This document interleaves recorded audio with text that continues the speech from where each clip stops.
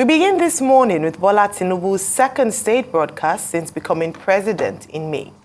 It comes after his controversial decision to end fuel subsidy, leading to soaring food and petrol prices. In his nationwide address, President Tinubu again justified the removal of the subsidy, saying Nigeria has saved 1 trillion naira in the 2 months since its removal.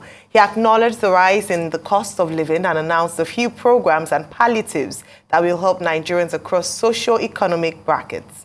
Here's a look at President Tinubu's speech. For several years, I have consistently maintained the position that the fuel subsidy had to go. This once beneficial measure had outlived its usefulness. The subsidy cost us trillions of naira yearly, such as a vast sum of money would have been better spent on public transportation, health care, school, housing, and even national security. To strengthen the manufacturing sector, increase its capacity to expand and create good paying jobs, we are going to spend 75 billion between July 2023 and March 2024. Our administration recognizes the importance of micro, small, and medium-sized enterprises and the informal sector as the drivers of growth. We are going to energize this important sector with 125 billion. Out of the sum, we will spend 50 billion conditional grant to 1 million nano businesses between now and March 24. Our target is to give a minimum of 50,000 each to 1,300 nano businesses owners in each of the 774 local governments across the country.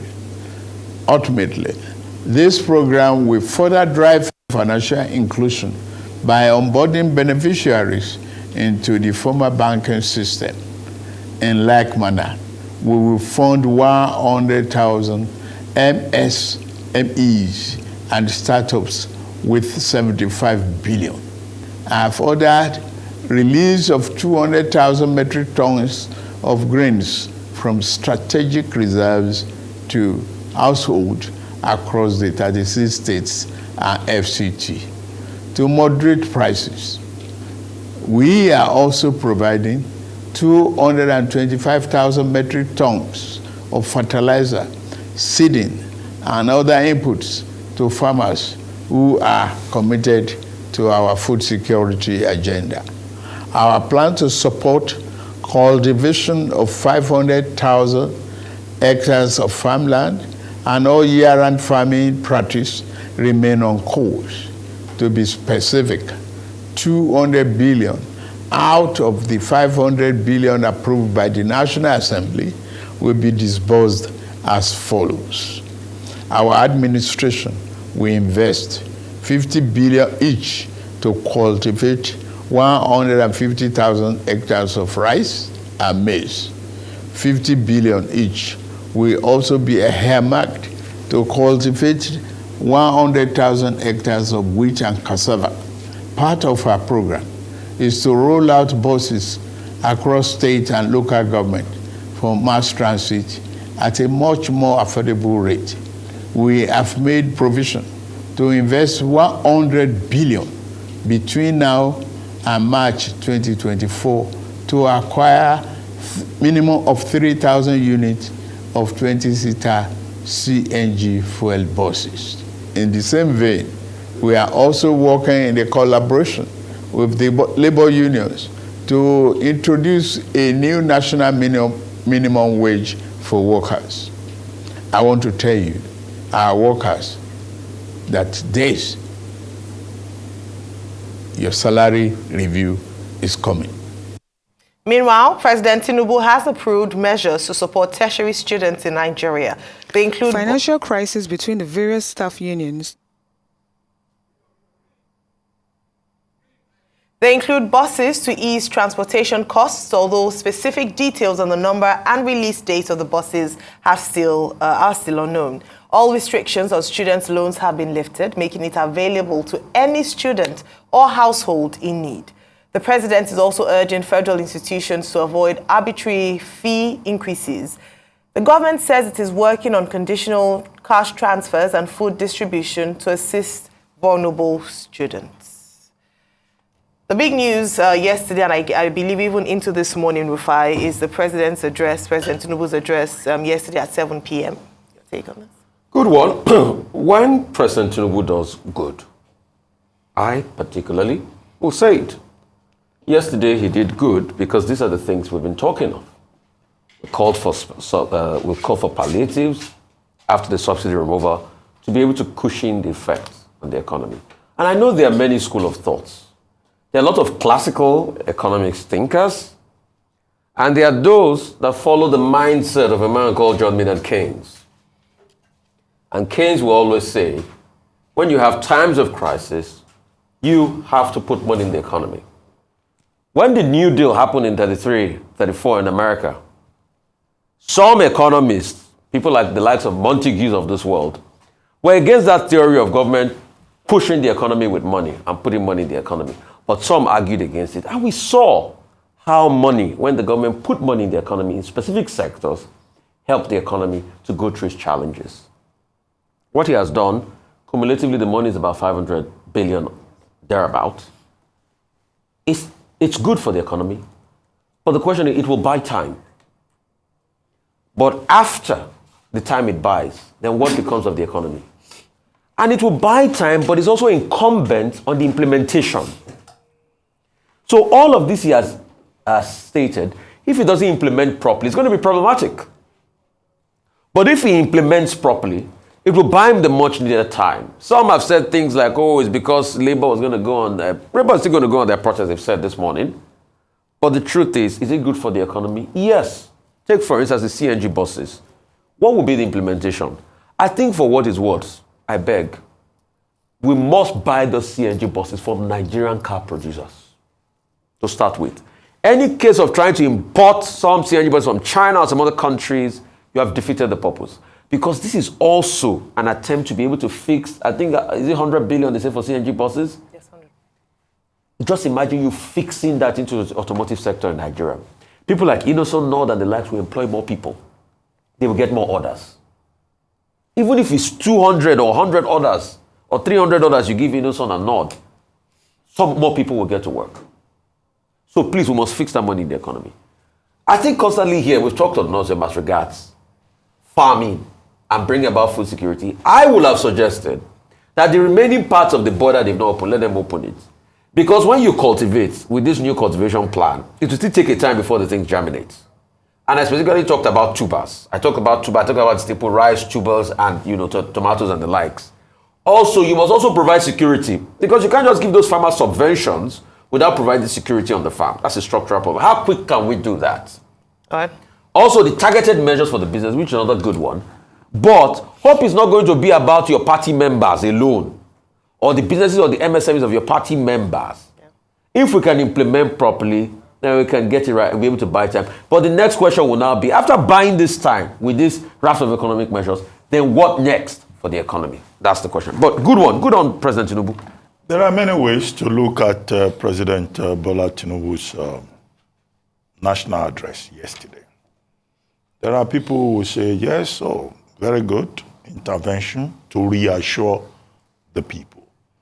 After all, the speech is titled, After Darkness Comes the Glorious Dawn. And it was promising the people that, look, he is committed to serving Nigerians and ensure the greatest good of the greatest number, which is a familiar phrase. He told us we will get the people out of this turbulence. He acknowledged the fact that Nigerians are making a huge sacrifice. They are going through a lot of burden, a lot of pains, but that he's committed to serving them. Another way to look at it is to say that this speech is a campaign after election. Many of the promises that he made during the election time okay, now he's campaigning again to Nigerians. And that's, something to look at. The fact that the government, yes, may have hit the ground running, but the government has seen that it is facing difficulties. The third point to look at is that this national address came on the eve, more or less, of the plan of the organized labor to shut down the country and go on strike. As he was speaking yesterday, Labour was negotiating with the federal government. Joe Ajero and Festus Osifo, leaders of NLC and TUC respectively, had to leave that meeting to go and listen to the broadcast. And they were saying, well, the meeting will continue today and maybe something miraculous would happen, but they will decide. But as far as they were concerned, they had called out all their branches nationwide, all their affiliates, to shut down Nigeria tomorrow, Wednesday. So another leg of it is to see how organized labor will react to that speech. So in a sense, therefore, number 4, will seem to be the president preempting organized labor and making sure that this country is not shut down. And also to assuage the fears of persons who are already attacking warehouses in Jalingo, Taraba State, in Yola, in Adamawa State, in Ibadan, Oyo State, and other parts of the country, because it looks like there is a brewing anger resulting from hunger among the people of Nigeria. These are the foundational issues to consider. Now let's look at the speech itself. Now, apart from giving Nigerians hope and reassuring them, the president rolled out a number of palliatives. 500 billion for manufacturers, for MSMEs, for smallholder farmers, and also in batches between 2023 and 2024 to ensure, that the pain being experienced by the people is minimized. The question to ask is that, yes, in terms of principle, in terms of projection, that is fine. But where is the money going to come from? Is that money inside the budget? Or is the president going to put forward a supplementary budget to accommodate that 500 billion naira? Where is that coming from? 2, in that same speech, he justified fuel subsidy removal. And the argument there is robust, saying that, look, we just have to do it because there is an elite that is collecting rent on top of everybody's head. And that has to stop because it represents corruption. So, courage there, vision there, boldness there in terms of his submissions. Number 3, he more or less in a roundabout manner responded to the Economic Intelligence Unit, which had said that the CBN of Nigeria lacks the capacity to manage a floated currency, and that in any case, it's not working. And he made it clear that no, Nigeria is not going back to the old regime where there was a dual exchange rate. So that was a very direct frontal, response to the analysts who said it's not working. Okay. Number 4, he talked about education, student loans. He said that, look, students will be provided for because education is important to him. Almost an Awoistic, Obafemi Awolowo kind of rhetoric. He said, look, 1, student loans will be made available as promised. 2, tertiary institutions were advised not to increase fees. Before now, Dele Alake, his advisor, had come forward to say the federal government did not say universities should increase fees, right? And he also said they will make buses available to these universities. Well, the taste of the pudding is in the eating. We would like to see how that will be operationalized. But more importantly, he made a point about states, collaboration with the states. And where that becomes important is when he talks about 150,000 hectares of land and all that. The federal government of Nigeria does not hold land in trust. Section 1 of the Land Use Act talks about state governments holding land in trust. Would that collaboration extend to a situation whereby states will make land available? And how do you support smallholder farmers? Persons who in Borno, in Plateau, in Benue cannot go to their farms because of challenges of insecurity. So there are dimensions to it, but you know, he has made promises. Yes, it takes courage, it takes confidence to go to the people and say, I don't want to use the word reassure you. And he himself avoided that word, which has become notorious in the ears of Nigerians. But he promised Nigerians that he would deliver and he will reduce our burden.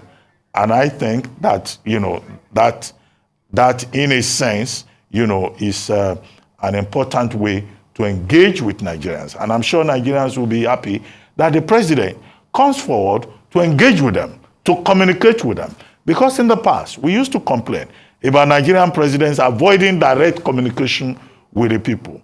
So the style that he has adopted, now, you know, communicating directly with Nigerians, I think it should be commended and encouraged, you know, so that we don't listen to Mr. Dele Alake all the time or some other character, you know, who comes forward and says he's speaking or she's speaking for the president of Nigeria.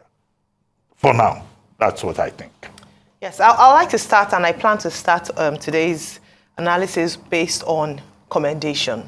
You know, beyond just the fact that the president came out to speak to the people of Nigeria, was the fact that the content of that speech, away from the policies or the announcements or the interventions he mentioned, in terms of the spirit of that speech, was very presidential.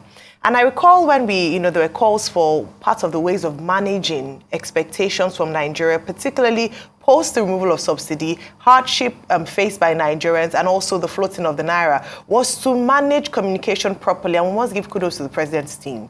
Some people said, oh, he's president. Do you think he has time to be speaking to people? You know, that's why he has a spokesperson. Yes, we have a spokesperson to the president, but there's something about a leader being able to communicate with the people. It brings hope, it brings, it rallies support, and it helps people to understand that, yes, we might be going through a difficult time at this point, but as the speech says, a glorious dawn is coming. Interestingly, someone had asked the question, who is responsible for the darkness? Because sometimes it's important to investigate the source so that we don't go back to that era again. So we've had 8 years of the APC government. They cannot blame the PDP anymore. So perhaps there are many lessons that can be learned from this or the last administration's episode. Now let's move on to the content. And let me just mention, even the way he ended the speech, just say, where he said, okay, it's now time for me to go back and get to work.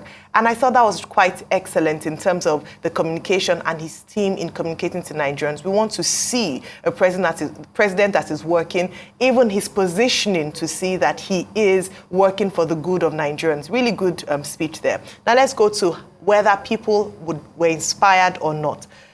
As Dr. Abati mentioned, it could very well seem almost like a campaign speech because whilst there were some details to some of the palliatives mentioned, in other areas it was still quite vague. And I believe these are things that are being worked on, and so that he doesn't come out to say nothing about certain areas that have been flagged off, he just mentioned it lightly without a concrete decision or perhaps paper to determine how this will be implemented. Great sound bites, good things that people want to hear, but the taste of the pudding is in the eating. It's not just in the announcement. So I'll just take a few things, one or two things because of our time. The first is that he had mentioned that there'll be 1,300 nano businesses that be given approximately 50,000 naira each if you break it down through 774 local government areas. We had talked about this with regards to taking it to the very, the last tier of government that is more in touch with the people. How will this implementation be? What are the learnings from the trader money scheme from the last administration such that it would not be a scam, people would not just pocket the money and it actually goes to the most needs in terms of the informal sector? This is very critical. We don't want another situation where at the end we're looking at where the money went to, how it was disbursed, who got the money, and what was the benefit from that, from the 50,000 naira. Another question arose as to, is 50,000 naira enough in the current state of the economy? What can 50,000 naira do for nano businesses? Again, evaluation, implementation, very important. I'll touch on two more things very quickly. The second question is in the infrastructure fund for states. Recall that the Nigerian Sovereign Investment Authority has a remit for infrastructure fund. They are the body responsible for reinvesting the excess crude account. How will that work with this infrastructure fund for the state? Is it different? He says it's a new one. Are they duplicating what already exists? Is there a remit for that? That's a question that has been asked that hasn't been answered sufficiently yet. And finally, with the student loan. Yes, they say they've removed all the conditions so that if you need the loans, you can access it. But then we talk about bad debt. There's no question, there's no conversation around how will this be recouped. In the previous communique, they had mentioned that you must earn, post university after a number of years, you begin to make repayment. How do we ensure that these loans will be repaid? Because at the end of the day, they're still loans. The students will have to pay. What's the plan for creation of jobs so that they are empowered to be able to pay back these loans? A number of questions, but again, commendable. Step in the right direction, but we're looking for even more. Move on to our next story. A meeting between the presidency and labor unions have been adjourned. Both parties agreed to postpone the talks to allow labor representatives to examine President Bola Tinubu's national broadcast. It came just 48 hours after the planned nationwide protest by labor unions, which they insist will proceed as scheduled. NLC leader Joe Ajaero reacted to measures announced by the president. That 3,000 will be for Lagos. And we have 36 states and FCT.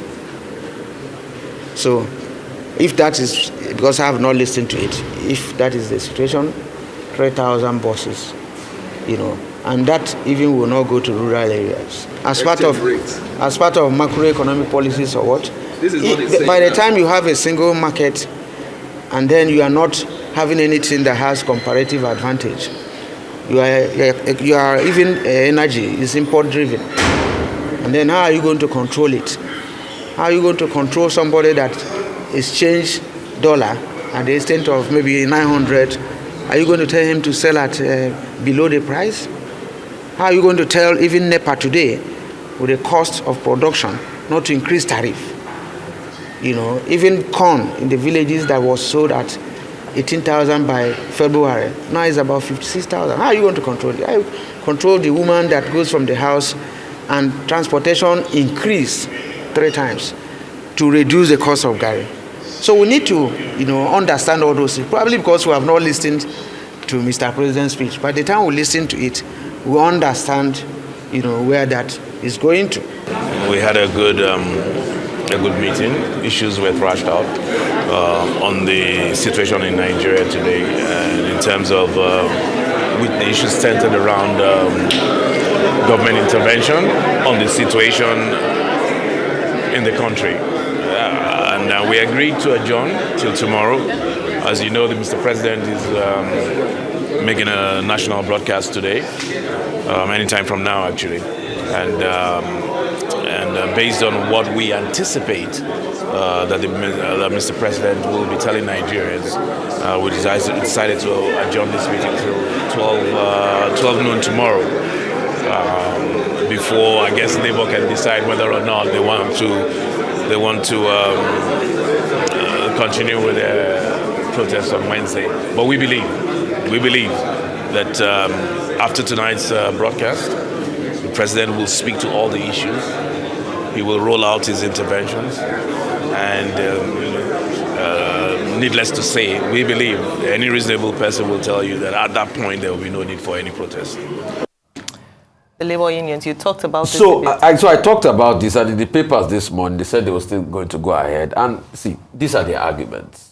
At first, the government had not shown good faith as regards this conversation, which is true. In fact, they stated at a point that they will go for meetings, the security officials will keep them out for over 2 hours before they finally get in, and they will meet no government official there. That was wrong.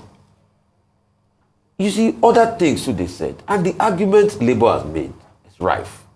You see, all of this we are doing, yes, I'm not saying the president's speech was not good, the palliative was not good, but if you don't have your refineries working, because you see, the most important part we don't talk about is energy security.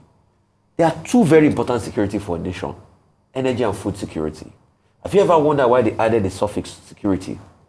Because if you lose energy security, and please quote me, anywhere in the world, no developed nations allow its citizens to suffer the international cost of energy prices. Your bastion of capitalism, America, subsidizes energy. And that's what was happening in the president's speech when he said that we are checking the forex prices. As regards gasoline prices, we'll intervene when need be. In 81, Reagan deregulated the economy. He left people to float. Guess what America did recently? When the prices went so high, they went back. They first went to beg Saudi, please keep prices low for us. Saudi said no. They released strategic national reserve. What is that? Is that not subsidy? China subsidizes energy. No big nation does not subsidize energy. Food security. No big nation in the world does not subsidize farmers. Cows in the West, in the EU, are collecting subsidies even more than the daily living of some Nigerian citizens. Cow, malu. Because they understand the essence that if you have food in your economy and you have energy, it's very important. So, and that's why Labour is making the argument of where's the case for local refineries? We need to be able to have those local refineries working so at least we can even control some certain of level of what we are producing as regards the pricing. And that's why a lot of people thought Dagenham refinery was going to start as soon as possible. And the other government refinery NNPC have been working on, where is it? So I understand Labour's concern. But I also understand government concern with this raft of measures because you see, if Labour goes on strike shutdown and all of that, it's also going to affect the economy. So we need to think of how to meet ourselves halfway. And the argument of Labour, part of the argument was fulfilled with the CNG. But apart from that, I've always said this on this platform, we need an energy mix. We have not had that conversation. So after all of this conversation, what would determine Nigeria's energy mix? We have many energy sources we are not using. There's coal and all of that. CNG, petrol, are we producing locally? That's energy security. And then food insecurity. Stop insecurity against the farmers and all of that. I rest my case. Okay, organized labor, NLC and TUC had been meeting with the federal government of Nigeria. Their first set of meetings led to a situation whereby the federal government decided to go to court to stop labor from going on strike and shutting down Nigeria. It also led to a situation whereby the federal government of Nigeria promised that, look, a committee, a tripartite committee will be set up to negotiate. Labor then said, look, the federal government had not done so. It has not set up that committee. It has not made any attempt to show good faith. First, it's a good thing that now they are talking again. Ahead of the threat by organized labor to shut down Nigeria tomorrow. It is also instructive that there was a meeting yesterday. That meeting was adjourned till 12 noon today. The federal government team was led by the Chief of Staff, Honorable Femi Gbajabiamila. And what we saw at the end of that was Joe Ajero and Festus Osifo telling us that, look, the meeting was adjourned so that they will go and listen to the president. I assume that the expectation is that the president will probably use his speech to address some of their concerns, some of their demands that they have put on the table. Joe Ajero was very clear that the protests will continue because the meeting they had yesterday did not yield anything. Gbajabiamila's version of the story was that, look, be patient with government. We are working on this and, progress will be made and we are very optimistic that this matter will be resolved. So the objective of government, as I could glean from Femi Gbajabiamila's submission, is that the federal government of Nigeria certainly does not want a protest tomorrow. They don't want Nigeria to be shut down. However, the main thing now will be to link the president's speech yesterday to the expectations, to the demands of labor. To what extent, and that is the question, did that speech address the concerns of organized labor? One of the demands of organized labor is about education, investment in education. And President Tinubu talked a lot about education, providing buses for students, making the student loans easier and easy, rather, for them to access and ensuring that there is no hike in fees. Organized labor talked about increasing minimum wage. The president addressed that and said, look, we're looking at it. Once we conclude our negotiations with organized labor, minimum wage will go up. And he even commended those private sector groups that have raised the minimum wage without being prompted to do so by the federal government. Would labor be satisfied with that? Number 3, labor also asked for CNG buses, right? And then the president said the government is going to provide 20-seater CNG buses, 3,000 of them, that will be provided in states of the federation. So those are, key highlights of some of the things the president said that labor has spoken about. The only thing that the president didn't agree with is labor's demand that, look, there should be a reversion to the status quo antebellum in terms of the increase in pump price of fuel. The president said, no, this fuel subsidy removal has come to stay. And he was very firm about that. So 4 issues there out of about 5 or 6 issues that labor put on demand. Would that influence the meeting today at 12 noon? We remain to see that. Would the president's intervention yesterday create a situation whereby labor will come forward later today to say we are calling off the strike because the president has met us halfway? These are the issues, in my view. Just very quickly, one of the things that the labor union had also mentioned was to address, or one of the things they addressed was the concerns that some hoodlums or perhaps would want to take advantage of the protest to make it violent. And they said it never happened in the past. And of course, their right to peaceful protest. And this is just to reassure, well, let me use the word reassure, but to just encourage Nigerians it can be peaceful so that we are able, we don't want any further loss of lives or property. There can be protests that will be peaceful, and that we also hope that security agents would be able to monitor so that hoodlums would not take advantage of the peaceful protest if it does go ahead after the meeting by the Nigerian Labour Congress.